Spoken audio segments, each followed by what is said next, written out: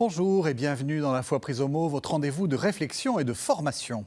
Aujourd'hui, une question essentielle qui traverse la foi chrétienne. Dieu nous parle-t-il? Et si oui, comment pouvons-nous l'entendre, le comprendre et répondre à sa voix? La foi chrétienne affirme que Dieu est un Dieu qui parle, un Dieu qui se révèle à travers l'histoire, la nature, les Écritures et surtout en Jésus-Christ, son grand discours par excellence. Mais cette affirmation soulève bien des interrogations. Dieu me parle-t-il directement? Passe-t-il par des témoins, par la communauté ou peut-être par le silence? Et que signifie entendre sa voix dans un monde rempli de bruit, de doutes et parfois de silence spirituel? Enfin, n'est-il pas dangereux de prétendre que Dieu nous parle? N'est-ce pas la voie à tous les délires soi-disant mystiques? Donc pour répondre à ces questions difficiles mais aussi passionnantes, deux invités. Pedro Valinho, bonsoir. Bonsoir. Vous êtes maître de conférence à l'Université catholique de Lille, vous êtes maître de conférence en théologie. Et Louis de Brouwer, bonsoir. Bonsoir. Vous êtes doctorant également en théologie à l'Université catholique de Louvain. Alors, peut-être une première question, est-ce que Dieu vous a parlé l'un et l'autre? Louis de Brouwer, est-ce que Dieu vous a parlé? En direct, je pense qu'en tant que chrétien, la première réponse claire à donner, c'est oui, à travers le Christ et les Écritures. Ça, je pense que c'est la réponse que tout chrétien, dans sa foi, peut donner. Après, est-ce que j'ai, moi, des révélations personnelles? Je n'irai pas jusqu'à dire ça. Alors, tout à fait. Il me semble que la première chose que le croyant affirme, c'est que Dieu parle. Nous croyons dans un Dieu qui parle. Oui. Et dans un Dieu qui nous parle, c'est-à-dire qui se relationne avec nous, qui entre en relation avec l'histoire, avec l'humanité, et que de ce fait se donne à parler, se donne à dire, se donne à l'interprétation, se donne à la relation. Et donc, oui, c'est un acte de foi dès le premier point. D'ailleurs, dans le texte biblique, on le voit très bien, dès les premières pages, les premières lignes du texte biblique, mais en fait, ça revient au fur et à mesure. Nous constatons la foi dans un Dieu qui dit des choses, qui parle à l'histoire et qui parle avec une parole performative, c'est-à-dire qui fait des choses. Ce qui est différent de dire que Dieu me parle directement. C'est-à-dire, parce que la question fait penser à cette idée d'un Dieu qui me dit des choses à l'oreille. Donc vous feriez la distinction entre Dieu nous parle collectivement, ou Dieu parle à l'humanité, Dieu parle dans l'histoire, et Dieu me parle? Il y a cette distinction.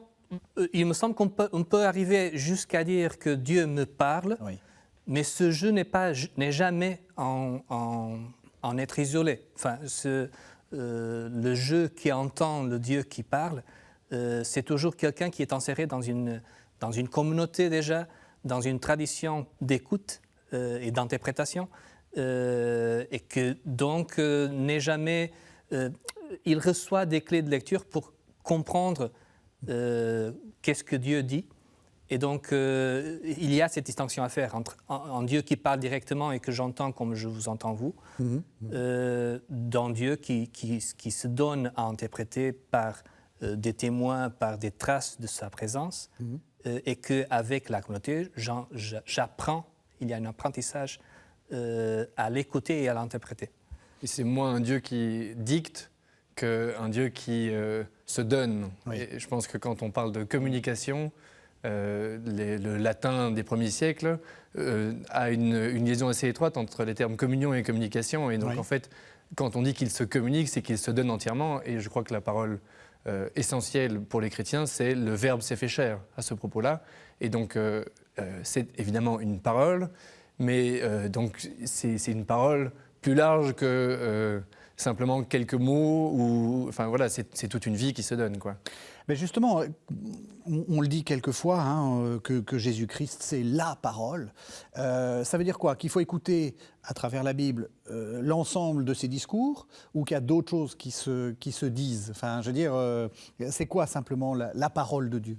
Bien, je pense que on pourrait se demander si naturellement l'être humain était déjà en communication avec Dieu. Et j'ai l'impression que quand on on essaye de rentrer dans ce genre de dynamique-là. On peut avoir une espèce de question profonde qui anime le cœur de l'homme, ou alors des sortes de démonstrations d'un Dieu assez abstrait. Mais en fait, on manque un peu de chair dans tout ça pour pouvoir vraiment avoir une relation personnelle et une parole qui en disent plus que une abstraction théorique. Ça vaut la peine de voir que la révélation de Dieu en Jésus-Christ, dans l'incarnation, apporte avec elle beaucoup plus à entendre et voilà, ça développe complètement cette parole que Dieu nous donne et ça l'oriente. Et donc c'est pour ça que pour le chrétien, c'est un peu le point de départ. Le point de départ, c'est de se dire, eh bien là, il m'a parlé plus qu'ailleurs. Parce que sinon, en fait, on pourrait se retrouver assez facilement à naviguer entre des interprétations parfaitement opposées et qui, je veux dire, existent dans toute religion, et même, je veux dire, la Bible elle-même en témoigne. On voit le Seigneur qui fait mourir les uns et les autres dans différents passages bibliques. Donc, quelle est la bonne interprétation de tout ça ? Si on en reste avec nos seules questions à nous, en tout cas pour le chrétien, on risque de s'y perdre. Et la révélation en Jésus-Christ nous donne une orientation. Mais justement, moi j'ai envie de dire, ça, peut-être que les téléspectateurs sont un peu surpris par ce que vous dites, parce que quand ils ont une image de Dieu, ils pensent au Dieu qui me juge, au Dieu qui me sauve, au Dieu qui crée le monde, mettons, mais pas au Dieu qui me parle. Qu'est-ce que ça dit de l'image de Dieu, ça ? Est-ce que ça dit quelque chose d'important de Dieu ? Ça parle d'un Dieu qui a un désir de l'humanité. Oui. Et donc, a précisément ce désir de rentrer en relation jusqu'à, et en fait, pour rebondir dans la question précédente, c'est ça. Jusqu'à se donner totalement par son Fils, enfin en tout cas, c'est notre foi chrétienne. Absolument. Se donner complètement dans son Fils, donc sa parole, le Verbe qui se fait chair, à un moment précis de l'histoire. Et donc, tout est dit dans cet événement qui est l'événement de Jésus-Christ. Et ce que cet événement nous dit, c'est que Dieu s'auto-définit, si on peut dire comme ça, comme un Dieu pour nous, un Dieu qui rentre en relation. Oui. Et se laisse définir par cette relation. Et donc, le parler dans cette phrase Dieu qui parle n'est pas simplement, c'est aussi un acte de langage, mais c'est quelque chose qui est ontologique presque. C'est-à-dire, c'est essentiel. Dieu communique. Dieu communique. Dieu communique. Et Dieu s'auto-communique. Et il le fait. Il communique lui-même. Il se communique lui-même. C'est ça. Et il le fait de façon primordiale dans l'événement de Jésus-Christ. Et c'est pourquoi on parle de lui comme le grand discours, en fait. D'accord. Et ça n'exclut pas d'autres donations. Ça n'exclut pas qu'il puisse se donner au monde et que toute créature vit de la vie donnée par Dieu. C'est ça. Mais ça fait honneur à notre condition humaine aussi. C'est vraiment un pour nous réel et véritable qui ne nous est pas du tout étranger, mais il se fait proche. Et donc voilà, c'est une communication qui en fait fait honneur à qui nous sommes comme êtres sociaux, de langage, etc. C'est pris au sérieux. Ouais. C'est d'ailleurs très intéressant de voir comment les premières communautés chrétiennes vont relire, réinterpréter ce Dieu qui parle du Premier Testament à partir de cet événement qui est Jésus-Christ, ce grand discours, oui. Et vont comprendre tout ce discours ancien comme une promesse de cet événement, tout en faisant en même temps eux-mêmes mémoire de cet événement. Donc la Bible, si on veut, tourne autour de cet événement qui devient clé de lecture soit des Écritures, mais de l'histoire même. Alors j'ai une question un peu naïve, mais il dit quoi dans cet événement? Il dit, c'est quoi enfin, c'est peut-être très naïf, hein, mais faire mourir son fils, ça dit quoi? C'est aussi une question piège, parce que si on répond précisément à la question, oui. C'est qu'on se pose déjà en interprète privilégié, comme si on avait toutes les bonnes réponses. D'accord. Mais je pense que néanmoins, oui. Il y a une forme d'objectivité tout simplement historique des documents à notre disposition et ce qu'ils rapportent a une cohérence qui fait référence directe à la vie de Jésus-Christ et dont on peut, à mon avis, tirer un certain nombre d'éléments sans trop se fourvoyer. Donc, le souci des pauvres, le don de sa vie sur la croix, le commandement de l'amour de Dieu et du prochain. Ça, je crois que ce sont des éléments qui sont assez incontournables pour les chrétiens. C'est ça. Et voilà, dont on ne fera pas l'économie. Mais c'est intéressant parce que vous parlez de discours de Jésus. Et en même temps, vous dites ces actions sont aussi une parole. Absolument, absolument. Ouais. Oui, c'est ce que j'essayais de dire au départ aussi, c'est que c'est une relation pleinement humaine qui est instaurée avec nous, quoi. Et donc toute relation n'est pas que de paroles, même si des mots comptent aussi. Mais voilà, ce sont des paroles performatives, mais aussi des gestes, des actes. C'est ça. Et voilà, donc l'être chrétien doit couvrir ces différentes dimensions, quoi. D'accord. Alors du coup, si ça parle en Jésus, bon, Jésus il est mort, il est ressuscité, pour l'instant on ne le voit plus, donc Dieu me parle uniquement dans la Bible. Est-ce que c'est vrai ? D'abord, est-ce que Dieu me parle dans la Bible ? Enfin, à travers la Bible. Est-ce que vous êtes d'accord avec cette proposition ? Ça, c'est déjà une grosse question. Est-ce que Dieu me parle dans la Bible ? Oui. Parce que, et en fait, il me semble que c'est une question importante. Ça dépend vraiment de ce qu'on entend dire quand on dit « Dieu me parle ». Oui. Et jusqu'où on veut y aller. Mais en tout cas, il me semble qu'il faut se mettre d'accord que en fait, il y a toute un dialogue entre ce qu'on pourrait appeler en théologien la révélation qui est la parole de Dieu, c'est-à-dire toute cette démarche dans Dieu qui se communique lui-même à l'humanité, et la réception de cette parole qui est en fait de cette réception de laquelle la Bible fait partie. C'est-à-dire la Bible est un témoignage, si on veut, absolument, de cette révélation qui est la parole. Et donc, indirectement, Dieu nous parle dans la Bible du fait que Dieu s'auto-communique, c'est lui le porteur de sa parole, mais il le fait toujours à travers des médiations. Alors ça, c'est un concept important. Ça veut dire que Dieu parle à des témoins qui vont ensuite, dans la Bible par exemple, qui ensuite vont comme témoins, donner leur témoignage. Tout à fait. Et on peut toujours dire, il me semble qu'il faut garder aussi cette tension entre c'est Dieu qui parle, il y a une espèce d'une immédiateté de Dieu, mais il parle toujours à travers des médiations. C'est ça. Et donc, c'est une immédiateté médiatisée, c'est vraiment un paradoxe, une contradiction presque, mais c'est une tension à garder parce que c'est Dieu qui s'auto-communique, s'y communique lui-même, mais il le fait toujours à travers des témoins. Et la Bible, en fait, c'est ça, c'est un exercice de transmission, d'une réception, d'une interprétation de ce que, pour ces témoins privilégiés d'une époque, Dieu a dit dans l'histoire. En fait, j'ai l'impression qu'en cela, c'est toujours une parole créatrice.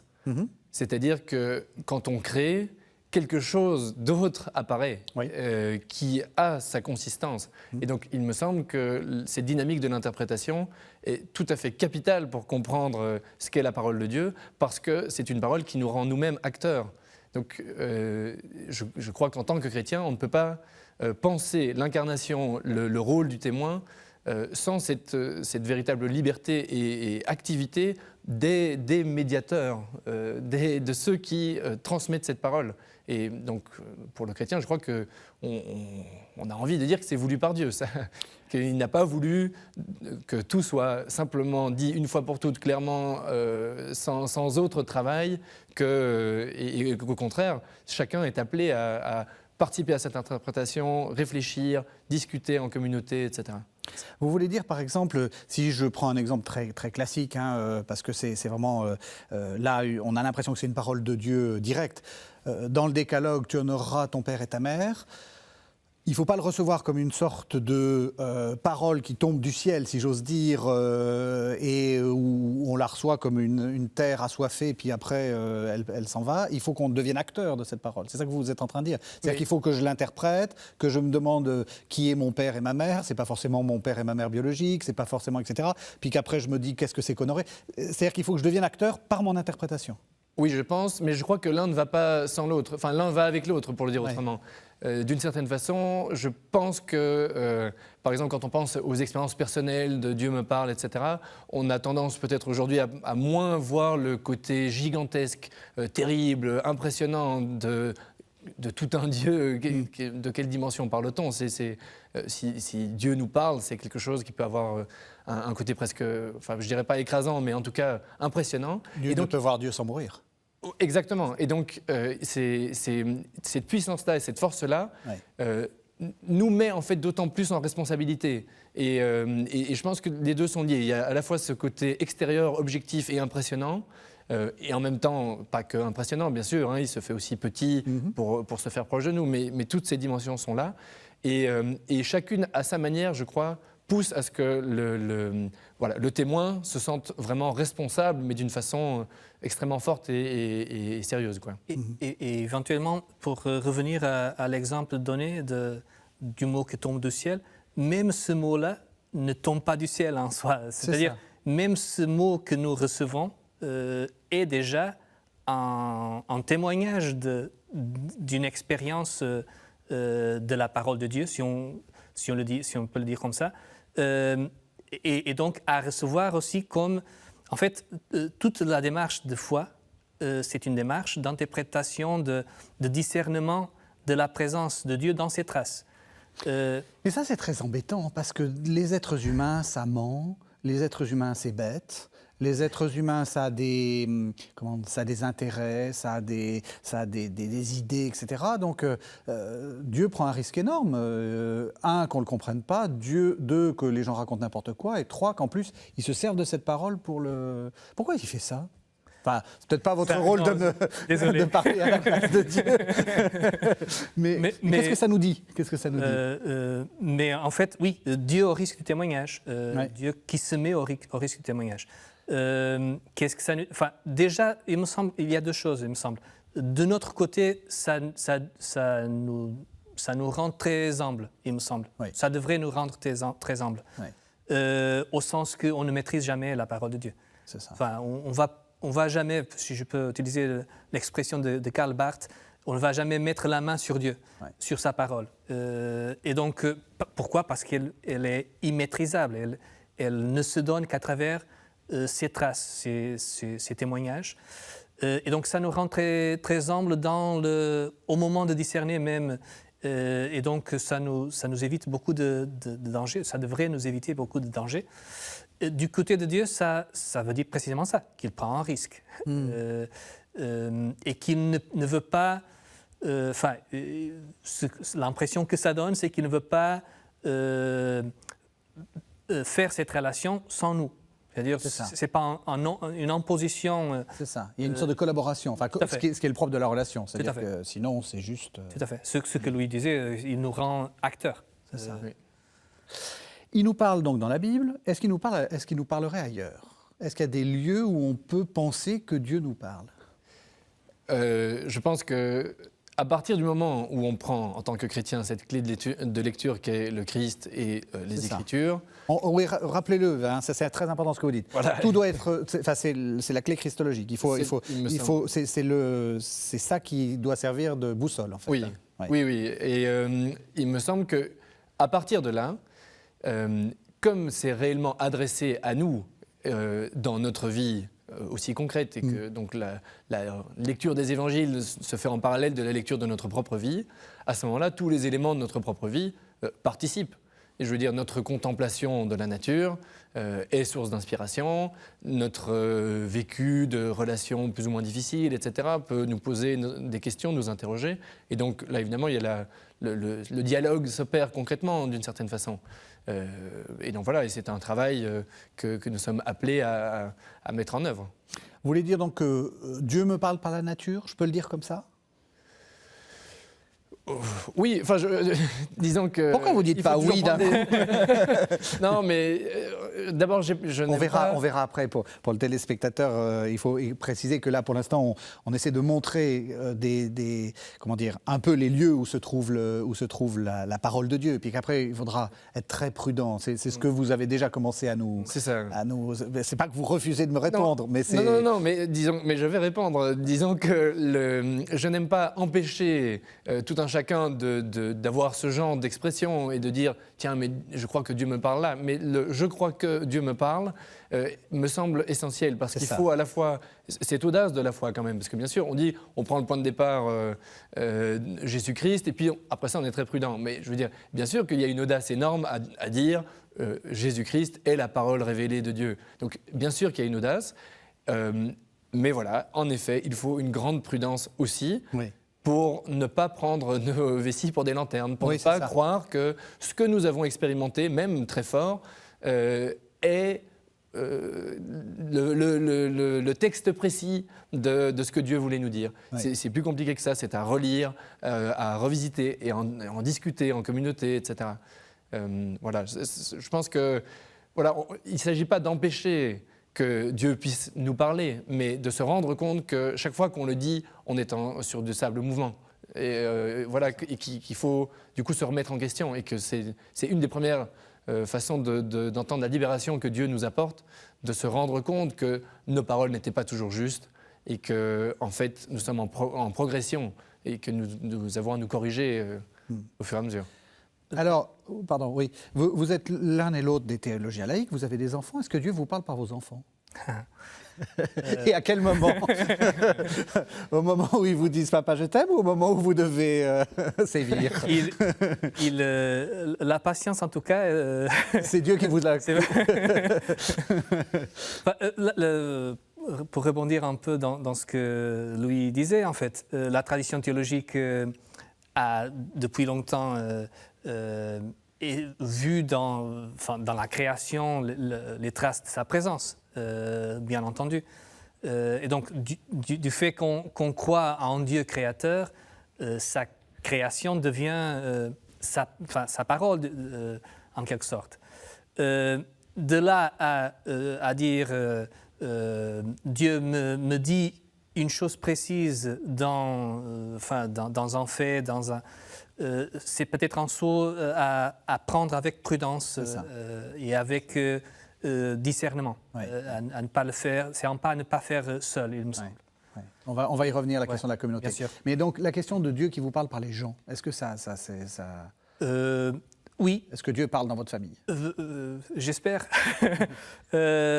Et en tout cas, il me semble que les clés de lecture pour percevoir ce que Dieu me dit à travers les gens, à travers la nature, à travers mes enfants, le clé de lecture m'est donné dans ce grand discours dont on faisait... Donc dans Jésus. Dans Jésus. Ouais. Et donc, en tout cas, pour discerner qu'est-ce qui est dit parce qu'une chose, c'est de reconnaître que Dieu... reconnaître la présence de Dieu dans mes relations, dans ma contemplation, etc. Ce que Dieu me dit, c'est quelque chose à discerner vis-à-vis la situation, en confrontant la situation et ce grand discours qui est Jésus-Christ.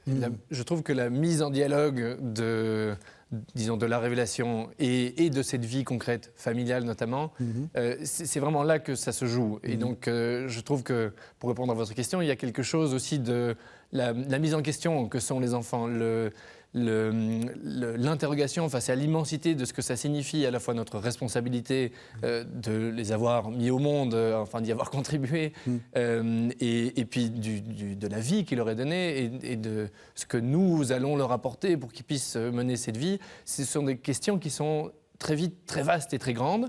Et cette mise en question du sens de notre vie, de ce fait concret, gagne à être lu avec la révélation dans l'autre main, disons. Et c'est un va-et-vient entre les deux. On se rend compte de l'immensité de notre vie et donc l'amour incarné qui est Jésus-Christ devient une sorte de phare essentiel pour mener notre propre vie. Et dans l'autre sens aussi, on se rend compte, parce que nous savons nous croyons que le commandement d'amour est quelque chose d'essentiel. Nous voilà relancés vers nos propres enfants avec une attitude particulière. Et donc c'est un va-et-vient incessant où la communication, d'une certaine façon, se fait mystérieusement pour nous. En tout cas, exemple très terre-à-terre, dans mon expérience de père, il y a des choses qui s'illuminent sur qu'est-ce que ça veut dire que Dieu qu'on appelle Dieu Père. Et j'espère, en tout cas, que vice-versa. C'est-à-dire que du fait de croire en Dieu, en Dieu Père, qui entre en relation avec son Fils, dans mon humilité de petit père, illumine quelque chose de mon expérience aussi. Il y a eu un mot-clé qui a été prononcé, c'est la communauté. C'est-à-dire que l'un comme l'autre, vous avez insisté sur le fait que discerner tout seul, c'est un peu compliqué. On va revenir vers la fin de l'émission sur ces questions du critère de discernement. Mais déjà, pourquoi c'est important la communauté ?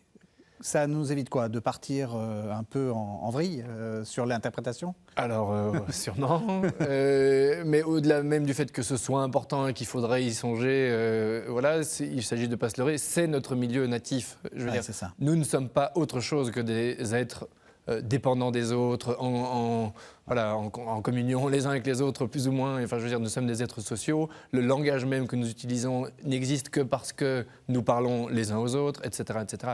Donc, notre vie même est profondément une vie sociale, disons. Oui.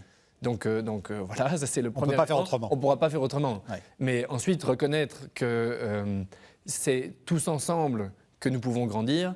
Ça, je pense que d'abord, c'est une expérience concrète, que seul, on s'invente toutes sortes de films qui ne sont pas forcément tout à fait ajustés. Oui. Et il y a une sorte de retour au réel. De nouveau, la question un peu objective, disons, que nous renvoient les autres par leur simple présence, compte beaucoup pour se rapprocher de formes de vérité au sens de notre vie, quoi.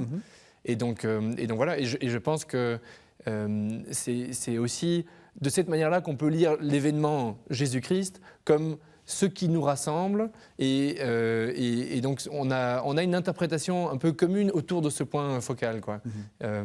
C'est comme ça que ça se fait, en fait. Ce n'est pas possible autrement.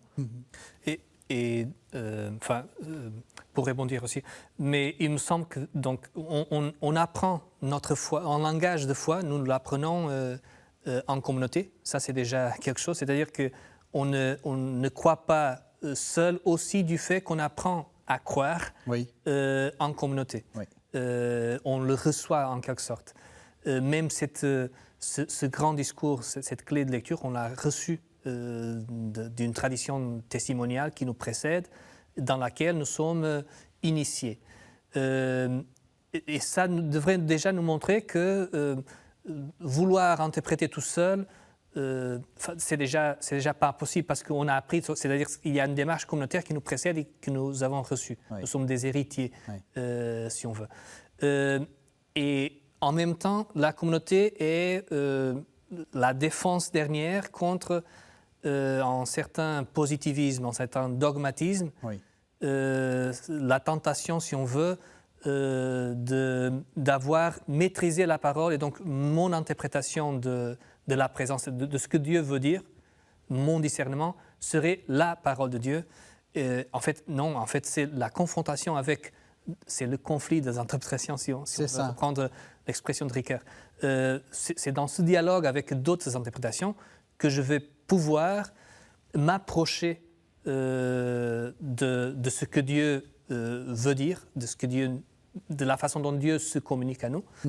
Mais c'est jamais une démarche que je fais seul, parce que seul, je pourrais être en train de me faire moi-même Dieu, quoi. Votre petit Dieu, voilà, vous faites votre petit Dieu personnel. Tout à fait. Et puis, très simplement, l'expérience des pauvres théologiens que nous sommes, c'est aussi que nous lisons des choses passionnantes que d'autres ont écrites. Oui. Voilà, donc c'est une expérience concrète et quotidienne de se rendre compte que... Oui, vous êtes en dialogue vous-même. On est en dialogue et toutes ces personnes formidables qui ont lu et écrit des sommes entières, voilà, nous apportent énormément et beaucoup plus que ce que j'aurais jamais pu imaginer tout seul dans mon coin. Donc Dieu vous parle à travers saint Thomas d'Aquin, par exemple. Non, mais je veux dire...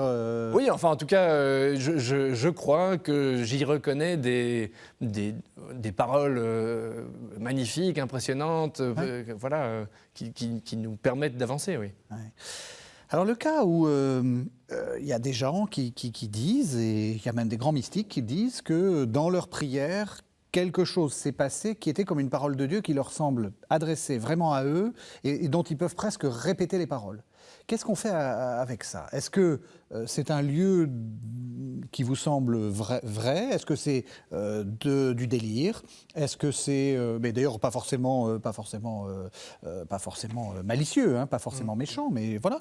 Est-ce que qu'est-ce qu'on fait avec ça? Est-ce que Dieu peut me parler directement? C'est surtout, il me semble, une convocation au discernement. Oui. Et vous allez faire la transition avec la dernière partie de l'émission. En fait, ça nous convoque à discerner et à discerner à travers le grand... quand je pense à ce genre de révélation privée, comme on l'appelle dans l'Église, je pense à une citation de Karl Rahner à propos précisément des relations privées. Théologien catholique du milieu du XXe siècle. Oui, c'est un article qu'il a écrit aux années 50 ou 60, dans lequel il parlait précisément des relations privées vis-à-vis de la révélation publique, c'est-à-dire de l'événement du Jésus-Christ, le texte canonisé, enfin le texte biblique. Et en fait, ce qu'il dit, c'est quelque chose d'intéressant, il me semble, c'est que, voilà, en tout cas, ce qu'on pourrait dire de ce genre de révélations, si on les accepte, c'est qu'il n'y a pas de chose nouvelle qui est apportée, il y a la bonne nouvelle, c'est-à-dire il y a l'Évangile. C'est ça. Et soit il y a l'Évangile, soit ce n'est pas Dieu qui est en train de parler. Parce que le critère est toujours la comparaison avec ce Dieu qui parle dans l'événement de Jésus-Christ. Et si c'est vraiment ça, donc s'il parle si c'est une répétition ou un souligné de l'événement de Jésus-Christ, alors on pourrait se demander, mais pourquoi encore ajouter des choses? C'est ça. Ce que Rahner dit avec intérêt, il me semble, c'est que, en fait, ce n'est pas un ajout, c'est vraiment en souligner de quelque chose dans l'élément de l'Évangile que, pour une époque précise, est à entendre par l'Église. D'accord. Et si ce n'est pas le cas, donc si ce n'est pas pour le bien de l'Église à un moment donné de l'histoire, alors peut-être que ce n'est pas... C'est marrant parce qu'on n'a pas l'impression qu'il est l'éventualité du cas que ça soit pour le bien de la personne. C'est-à-dire que Dieu vous dise deviens chartreux ou deviens religieuse, etc. Est-ce que ça pourrait marcher? Que Dieu intervienne directement dans la vie d'une personne? Alors bon, ça je ne sais pas, mais en tout cas je trouve que c'est important aussi de reconnaître la légitimité disons de la soif de rencontres personnelles et de paroles personnelles de tout un chacun. Parce que si on dit que c'est une parole un peu totale qui concerne toute notre vie, etc., sensible, intellectuelle, et voilà, soyons cohérents avec ce qu'on dit. C'est-à-dire que, bien sûr, qu'à un moment donné, les hommes attendent des vraies rencontres, des rencontres personnelles, etc. Thérèse d'Avila, je veux voir Dieu. Voilà, et donc c'est bien légitime, et la foi reconnaît la légitimité de tout ça. Toujours avec le critère d'interprétation, et la clé de lecture qu'est le Christ, etc. Mais disons que une fois qu'on reconnaît cette légitimité-là, on est amené ensuite à garder les mêmes précautions, disons, au même titre que ce qu'on a dans une rencontre personnelle avec quelqu'un lambda, disons, pas Dieu tout-puissant. Oui. C'est-à-dire que cette personne, nous avons une rencontre avec elle, nous discutons, quelque chose de cet échange nous transforme et nous informe, mais en même temps, nous ne pouvons pas en dire, du coup, tout ce que cette personne est, et on continue à ne pas pouvoir mettre la main ni sur les gens, ni sur Dieu. Et voilà. Et donc, dans ce sens-là, je crois que la prudence reste de mise pour qui voudrait faire d'un événement privé une sorte de révélation totale qui donne vraiment la vraie clé. Non, là, c'est excessif, quoi. Ouais. En tout cas, pour la foi chrétienne, il y a une vraie clé qui est Jésus-Christ. Et si on est chrétien, on s'y réfère en priorité. Et peut-être qu'il y a aussi une clé de lecture paulinienne pour répondre à la question. Bien sûr. Qui est le fait que les charismes sont donnés normalement, les charismes sont donnés pour le bien de la communauté. Oui, premier épître aux Corinthiens. C'est pas pour mon intérêt propre. C'est ça. C'est pour le bien de la communauté. Et donc, c'est à entendre si dans ce genre de manifestation, ce qui ressort, l'écho qui se fait, c'est pour le bien de la communauté ou pas.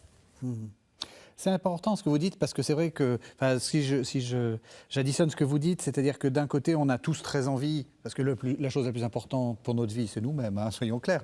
On aimerait tous avoir une parole de Dieu adressée qui nous dit « fais ci ou fais ça ». Et là, vous vous dites, on n'a pas forcément à regretter de ne pas l'avoir, parce que, en fait, le but, c'est pas nous, c'est la communauté. C'est ça, pour vous, le critère absolu. Oui, le bien de la communauté. Oui, tout à fait. Le bien de la communauté. Oui, et puis c'est pas un GPS. Ouais. On reçoit des principes directeurs, mais voilà, on n'a pas non plus le manuel de la vie donné en 5 étapes. Et pourquoi ? Mais justement, comme on disait Pourquoi ? avant... Parce que c'est quand même... Moi, j'aimerais bien l'avoir.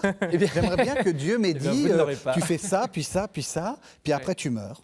Eh bien, alors, ça sert un peu à rien d'être un être mis sur pied, rendu responsable de ses actes, etc. Si on redevient un robot, nous ne l'avons jamais été, mais si c'est trop automatique, en fait, notre propre consistance comme créature et acteur de notre vie disparaît. Et donc, tout ce boulot pour faire des robots, ça n'a pas d'importance, ça n'a pas d'intérêt. Peut-être que l'intelligence artificielle va permettre. À ce moment-là, si c'était le GPS, à ce moment-là, on ne pourrait pas dire que Dieu parle, il me semble. Ah, c'est intéressant. Pourquoi ? Parce que précisément, c'est plus de l'ordre de la relation. C'est ça. C'est simplement une automatisation dans laquelle nous obéissons à... c'est plus la relation entre la liberté de Dieu et la liberté de l'homme. Et donc, en fait, oui, c'est pas le GPS, c'est plutôt la carte qui nous est indiquée, mais qu'il faut quand même se débrouiller. Et pas seul. C'est une carte qu'on utilise en commun avec les autres. Voilà. Il y a quand même une question, parce qu'on a l'impression qu'il y a beaucoup de gens qui ont plutôt l'expérience que Dieu ne leur parle pas, et donc de vivre le silence de Dieu plutôt que l'expérience que Dieu leur parle. Vous avez parlé des révélations privées, c'est effectivement un phénomène assez marginal. Enfin, il y a très peu de gens qui peuvent se targuer d'avoir des révélations privées. Par contre, des gens qui disent « Dieu ne m'a jamais parlé », bon, qu'est-ce qu'on peut dire de ça ? Est-ce que ça a du sens même de le dire ? Parce que dans ce que vous avez dit, Louis, on a bien l'impression que... De toute façon, il m'a déjà parlé parce que des gens m'ont appris le catéchisme comme ils ont pu, j'ai lu la Bible comme j'ai pu, donc en fait, il m'a déjà parlé. Mais j'ai l'impression qu'il ne me parle pas assez, quoi. Oui, certainement, on voudrait plus. Oui. Mais en fait, je crois que le silence est presque le moment clé de la remise en question et de l'approfondissement de ce que nous pouvions imaginer de Dieu et se rendre compte de la grandeur de cette question et de l'impact que ça a sur notre propre vie. Le silence nous y amène d'autant plus. C'est justement nous éviter d'avoir la solution toute faite et se rendre compte à quel point la question doit d'abord se poser, quoi. Mm-hmm. Et voilà, ça je pense que c'est un des grands bienfaits du silence, de pouvoir être presque même rendu libre de regarder à nouveau ma propre vie, ce dont il s'agit, notre communauté, etc. C'est dans cette expérience-là que une forme de critique, et même une critique rationnelle, trouve sa place et permet sans doute d'émonder un peu ce qui parfois n'est pas juste, quoi. Il y a dans la Pedro Valillo. il y a une parole, peut-être que la synthèse de ce que Dieu dit dans l'événement de Jésus-Christ nous est donnée dans cette parole qui est le silence dans la croix. Oui. Et donc c'est la parole à l'extrême, quoi. Et c'est en même temps ce qui possibilite que le moment, l'occasion de l'entendre et de l'interpréter. Oui. C'est-à-dire qu'il laisse sa parole, il donne sa parole à l'interprétation des autres, au discernement des autres, à la transmission que les autres pourront porter. Et donc ça d'un côté, et à propos encore du silence, il me semble qu'il y a aussi une autre, enfin dans notre tradition en tout cas, dans la tradition mystique précisément, on parle beaucoup du silence de Dieu, Oui. la nuit obscure de Juan Lacroix, etc., qui est aussi à comprendre dans ce sens. C'est l'occasion de se rendre compte qu'on ne maîtrise pas la parole de Dieu et que malgré ça, c'est le moment de la foi. Donc que la foi n'est pas une maîtrise de la parole de Dieu, parce que d'ailleurs elle est immaîtrisable, mais ce moment du silence, enfin, de la perception en tout cas de sa parole comme silence, c'est le moment de se rendre compte précisément qu'on ne maîtrise pas, c'est le moment de l'humilité en fait. Et je trouve que ça, un peu un point relié mais différent, ça nous permet aussi de nous mettre en relation avec ceux qui n'entrent pas dans la démarche croyante. Se rendre compte de ce silence permet de regarder avec, je crois, plus de justesse ceux qui nous disent « mais écoutez, moi Dieu ne me parle pas, qu'est-ce que vous racontez ?» Et voilà, il y a une expérience partagée en fait, c'est une expérience partagée. Oui. Et donc c'est nécessaire en fait de pouvoir honorer la parole aussi de ceux qui ne croient pas. Ça nous permet d'arriver en fait à la dernière partie de cette émission qui est, on va dire, c'est très pompeux, vivre à l'écoute du Dieu qui parle, on va dire ça comme ça. Mais peut-être d'abord un premier point. Plusieurs fois vous avez dit, enfin vous le dites tout le temps d'ailleurs même, le Christ c'est la norme, c'est le point à partir duquel on va opérer une sorte de discernement. Comment est-ce qu'on arrive à avoir quelque chose d'un peu objectif parce que, est-ce que le Christ vous parle Si Dieu ne me parle pas, le Christ me parle. Comment est-ce qu'on peut être, se dire, le Christ a quand même, il y a des principes directeurs qui me permettent peut-être de regarder la parole de Dieu qui m'est adressée avec un minimum d'objectivité. Parce que vous avez parlé de rationalité, soyons rationnels. Oui, enfin, d'abord, la foi dans le Christ a ce côté l'événement du Christ, il y a une objectivité, il y a une factualité historique même, qui nous donne ce face-à-face. C'est-à-dire, ce n'est pas dans l'abstrait, il y a quelque chose de très concret qui est la vie d'un homme, c'est la vie d'un homme qui passe, qui se croise avec la vie du Fils de Dieu. C'est ça. C'est un acte de foi, bien sûr, mais c'est quelque chose de très concret. Il y a une objectivité historique dans Alors du coup, est-ce qu'il faudrait dire, vous savez, les Anglais disent « What would Jesus do » would do.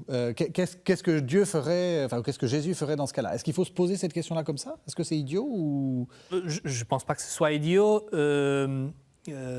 Après, Jésus n'est pas dans ma situation concrète à moi. C'est ça. Oui, mais justement, dans ce cas-là, qu'aurait fait Jésus? Mais on revient à la question de GPS. Oui. Je ne sais pas si c'est la question la plus constructive. Je comprends qu'on se la pose, mais est-ce que c'est tellement utile parce que c'est une pure fiction? Je crois que c'est plus aidant de se dire je vois que la Bible me dit que Dieu désire la vie pour tous, que même les petits et les pauvres. Voilà, les petits, les pauvres, exactement, sont au centre, guérir, aimer son prochain, etc. Et avoir ces principes-là, disons, comme voilà, indications générales pour répondre à nos propres questions qui ensuite nous appartiennent. Nous sommes dans notre situation, personne d'autre. Et bien sûr, autant prendre un maximum de conseils. Et alors, de manière très privilégiée, entendre donc la parole biblique et la parole de l'Évangile comme vraiment le guide. Mais c'est à nous de faire ce travail. Enfin, voilà. Je crois quand même que si Dieu avait voulu nous dicter les choses, il ne fallait pas remonter au ciel. L'ascension est une sorte de choix un peu curieux. C'est joliment dit. C'est vrai, il aurait pu rester. Il aurait pu rester. Jésus aurait pu tout rester. expliquer, quoi. Hein. Oui. Parce qu'en plus, je veux dire, on est à 2000 ans d'écart. Que faut-il faire qu'il attend? Voilà. Non, non, mais au-delà de ça, je veux dire, les contextes sont très différents. Oui, c'est ça. Le monde globalisé, je sais pas, il y a oui, l'intelligence c'est fort différent. artificielle. Est-ce que vraiment, là maintenant, on peut s'imaginer ce que Jésus nous dirait C'est pas si facile, je crois. Oui. Ce que le texte peut-être nous permet, enfin le texte biblique nous permet, le texte en fait c'est un texte que la communauté a canonisé. Oui. C'est une démarche communautaire. Oui. À un moment donné, on s'est dit, ça parle. Ça c'est une mémoire de Jésus-Christ. Oui, c'est ça. Ça parle de la parole de Dieu qui était parmi nous. Oui. Et dès ce moment-là, ça devient une espèce d'une altérité, une face à face. Oui. C'est-à-dire quelque chose qu'on se donne d'extérieur à nous, comme une espèce de règle pour discerner. Et c'est important, cette extériorité qu'on se donne, parce que là, on a l'occasion d'un dialogue. Et le discernement, il me semble, il ne faut pas le penser comme quelque chose de... je vais découvrir ce que Dieu veut et je vais l'appliquer. C'est vraiment cette démarche. En fait, Dieu nous parle dans la démarche même de discerner sa parole. Et donc, vous diriez, parce qu'il faut être un peu concret, que c'est pas une idée stupide de se dire j'ai une grande décision à prendre, même professionnelle, même personnelle. Qu'est-ce que la Bible a à me dire? Donc, aller faire une méditation sur la Bible avec une question, ça ne vous paraît pas absurde? Ça dépend de ce qu'on veut faire quand on le fait. C'est-à-dire, je ne pense pas que ce soit stupide de lire la Bible. La Bible. Merci. Merci de nous le confirmer. Et de prier à l'occasion des grandes décisions ou des petites décisions, n'importe. Mais je ne vais pas chercher à la Bible la réponse précise à ma question. Ah oui, pas le truc j'ouvre la Bible voilà, et... c'est ça. La parole qui tombe, c'est la vraie. On ne va pas le faire. Donc, en fait, ce qu'on va faire, c'est de chercher, c'est de trouver l'ambiance dans laquelle ma réponse pourra être soutenue. Ouais. Et pour contredire ce que je disais juste avant, d'une certaine façon, là, la question « que ferait Jésus ?» a une forme de pertinence quand même, puisque si on accepte bien que ce n'est pas du ligne à ligne et qu'on n'a pas en un coup d'instruction, mais simplement approfondir la question elle-même et se dire vraiment qu'est-ce qui, au contact des évangiles par exemple, me parle et fait que je m'oriente mieux dans la décision que j'ai à prendre, là oui, là je crois que c'est utile. C'est simplement qu'il ne faut pas penser qu'on a la réponse donnée extérieure à nous, quoi. Voilà. Vous voulez dire quelque chose? On arrive à la fin de l'émission. J'ai envie de vous demander, puisque vous êtes l'un et l'autre des profs de théologie, qu'est-ce qu'il faut retenir de cette émission? Qu'est-ce qui, pour vous, est le plus important? Quelle est l'idée que vous voudriez que le téléspectateur retienne? Parce que c'était vraiment... Vous avez dit des choses très importantes et j'aimerais que vous le condensiez dans une phrase qui résume tout. Alors, peut-être que, ce que je pense être l'essentiel, c'est que oui, nous croyons dans un Dieu qui parle, mais la parole de Dieu est toujours immaîtrisable et qu'on ne peut faire que essayer de s'approcher de sa parole à travers l'interprétation, le discernement et le témoignage. Ouais. Et qui, en fait, c'est très bien que ce soit comme ça. Parce que le contraire, c'est-à-dire maîtriser la parole, avoir la parole de Dieu, serait céder à la tentation de se faire soi-même Dieu ou de mettre la main sur Dieu. Est-ce que vous diriez que justement, quand il y a quelqu'un qui vous dit « Dieu m'a parlé » ou « Ceci est la parole de Dieu », c'est un indice immanquable de quelque chose d'un peu dangereux? Vous êtes prudent, vous êtes un théologien prudent, donc je sais que vous n'allez pas me dire oui, mais vous avez le droit d'être un peu affirmatif. Je ne sais pas si c'est dangereux, mais c'est à prendre avec pincette. C'est-à-dire il faut que il me semble qu'il faut vraiment que la personne se laisse aider dans le discernement de ce qu'elle dit être la parole de Dieu qu'elle a je reçue. vous pose cette question de manière très affirmative parce qu'on a bien vu que dans l'Église, il y a eu des abus évidemment sexuels, mais aussi des abus spirituels. Et là, très clairement, on touche à un abus. Oui, tout à fait. Mais en fait, parfois au nom de quelque chose de très affirmatif sur ce que Dieu veut, on peut faire des choses les plus terribles. Et donc, c'est toujours à prendre avec des pincettes. Oui. Dieu nous parle toujours à travers des médiations, Oui. et ces médiations sont à interpréter et à discerner. Absolument. Même question, Louis de Breuer. Pour rebondir aussi sur ce qui a été dit, le posséder Dieu, c'est la mort, disons. Oui. C'est la mort pour les autres, si je leur impose ma possession d'une vérité qui serait la mienne, mais aussi pour moi, parce que tout devient figé et on tourne en rond, alors que l'exact opposé est recommandé, disons, par la lecture des évangiles, c'est-à-dire c'est le Verbe qui s'est fait chair. Oui. Donc c'est l'initiative divine de venir parmi nous, mais parmi nous comme un parmi les autres. Et donc il y a cette dynamique voilement-dévoilement presque qu'on pourrait signaler. Et donc en fait, cette chair nous rend acteurs. Et ça, c'était l'autre élément que je voulais dire, c'est que voilà, nous sommes invités, interpellés à prendre en main la question, en sachant que ce n'est pas à nous de donner la réponse finale. Mais voilà, on est dans cette tension de devoir répondre, d'avoir une audace, parce que c'est évidemment une grande audace d'affirmation de la foi, et en même temps la plus grande prudence face à la grandeur de Dieu, et à l'interdit de le posséder et de croire qu'on sait tout. Merci beaucoup, c'était vraiment très clair et j'ai trouvé que c'était intéressant parce que c'est vrai que c'est une question très compliquée et vous l'avez traitée de manière très simple. Alors, pour ceux on va faire le service après-vente, pour ceux qui ont envie de vous retrouver, Pedro Valinho, vous venez de faire paraître, c'est en train de paraître, un livre au CERF, Sola Traditio, une théologie du témoignage. Vous avez 15 secondes pour nous dire ce qu'il y a dedans. Alors, en 15 secondes, c'est difficile, mais en fait, ça tourne autour de ce qu'on vient de parler ici, c'est-à-dire c'est une proposition de voir dans la catégorie du témoignage une catégorie essentielle pour penser, en fait, pour relier la théologie à la fois ce qui est essentiel, la liaison avec la révélation, etc., et à la fois aussi ce qui est de l'ordre de la pratique, qui peut aussi se dire en tant que témoignage.